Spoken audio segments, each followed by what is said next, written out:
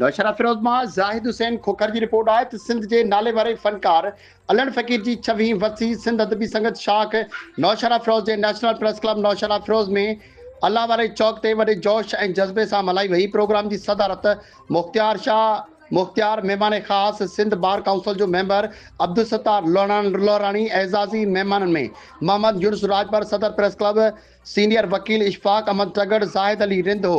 उन मौके ते सिंध अदबी संगत शाख ज़िले राब्ता सेक्रेटरी मुख्तियार अली शाह मुख्तियार चयो त अलन फ़कीर जे अंदाज़ में राग गायो, उनजो अंदाज़ ही निरालो। अलन फ़कीर के पाकिस्तान का सवा ॿाहिरनि मुल्कनि जा माण्हू बि ॾाढो चाह सां ॿुधंदा हुआ। उन मौके ते अब्दुल सत्तार लोरानी चयो त अलन फ़कीर जे ॻाइण जो हिकु मुनफ़रिद अंदाज़ कंहिं करे खेसि माण्हू चाह सां ॿुधंदा रहिया आहिनि।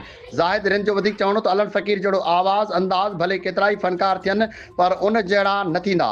मोहम्मद अमीन राजभर, यूनुस राजभर, इरशाद अब्बासी, खुदाबख्श सोलंगी, राना शेर मोहम्मद, अब्दुल सत्तार राजपुर, अब्दुल हमीद कीरियो, गफ़ार अब्बासी, सोडो खान महर, सेक्रेटरी सिंध अदबी संगत शाख बचल महर, मीर हसन महर, पठान बोयो, गुलाम शबीर उजन, एम ज़फ़र तगड़ चयो त अलन फ़कीर जो राग वॾी कशिश हूंदी जंहिंजो अंदाज़ ई निरालो।